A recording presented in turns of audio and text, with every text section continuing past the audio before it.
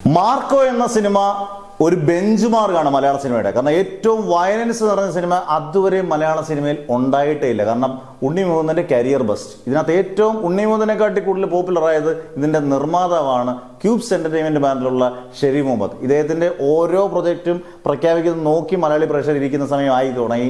ഇടയ്ക്ക് ഈ പറഞ്ഞ പോലെ മമ്മൂട്ടിയായിട്ടുള്ള പ്രൊജക്റ്റ്, ഇനി ഇപ്പം ഏറ്റവും ലേറ്റസ്റ്റ് പ്രൊജക്റ്റാണ് ഇദ്ദേഹത്തിൻ്റെ ഏറ്റവും ഗംഭീര പ്രൊജക്റ്റായിട്ട് വരാൻ പോകുന്നത് കാട്ടാളനാണ്. കാട്ടാളൻ ഇദ്ദേഹം ഗംഭീര ബിഗ് ബഡ്ജറ്റിലാണ് ഇദ്ദേഹം ഒരുക്കുന്നത്. വലിയ ടെക്നീഷ്യൻസുമാരെ കൊണ്ടുവരും. ഈ പറഞ്ഞ പോലെ കഥയും സംഭവങ്ങളും. ഇത് നവാഗതനായിട്ടുള്ള ഡയറക്ടറുമാണ് പോൾ ജോർജ്. ഇത് ഏറ്റവും വലിയ പ്രത്യേകത ഇതിന് എ സർട്ടിഫിക്കറ്റാണ്. എ സർട്ടിഫിക്കറ്റ് എന്ന് പറയുമ്പോൾ 5 ഗംഭീര ആക്ഷൻ സീക്വൻസ് ഉണ്ട്. മറ്റേ മാർക്കോയുടെ പോയിട്ട് രക്തം ചെയ്തെന്നൊന്നും വെച്ചായിരിക്കത്തില്ല, ആക്ഷൻ സീക്വൻസ് വെച്ചിട്ടേ ഉള്ളൂ. മാർക്കോയുടെ അത്രയും പകുതി പോലും അല്ലെങ്കിൽ 10-1 പോലും വയലൻസ് ഉള്ളത് ഇത്ര ഒന്നുമല്ല കാട്ടാളൻ. പക്ഷേ കാടിൻ്റെ വന്യതയിൽ ഗംഭീരമായിട്ട് പിക്ചറൈസ് ചെയ്തിരിക്കുന്ന 5 ഗംഭീര ആക്ഷൻ സീക്വൻസുകളും പാട്ടും ആന്റണി പെപ്പയുടെയൊക്കെ എനിക്കൊന്നും ഒരു രക്ഷയില്ലാത്ത, അദ്ദേഹത്തിന് നല്ല പരിക്കൊക്കെ ഏറ്റ സിനിമയാണ്. നല്ലപോലെ ആക്ഷൻ സീക്വൻസ് ഒക്കെ ആന്റണി പെപ്പ ചെയ്തിട്ടുണ്ട്. ഗംഭീരമായിട്ട് ചെയ്യുന്ന ഒരാളുമാണ് ആന്റണി പെപ്പെ.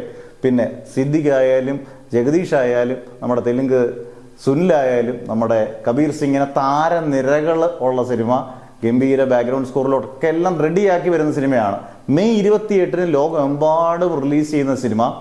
ഇതിൻ്റെ ആദ്യത്തെ ഫാൻ ഷോ തൃശ്ശൂരിൽ ജോസിൽ രാവിലെ 7 മണിക്ക് തുടങ്ങും. എന്തായാലും കാട്ടാളൊരു വൻ വിജയമാകട്ടെ. അതോടുകൂടി ആന്റണി പെപ്പയ്ക്കും അടുത്തൊരു കയറ്റം കയറട്ടെ. അതുപോലെ തന്നെ ഷെരീഫ് മുഹമ്മദിൻ്റെ ക്യൂബ്സ് എൻ്റർടൈൻമെൻറ്റ് അടുത്ത പടത്തിനും വിജയാശംസകൾ.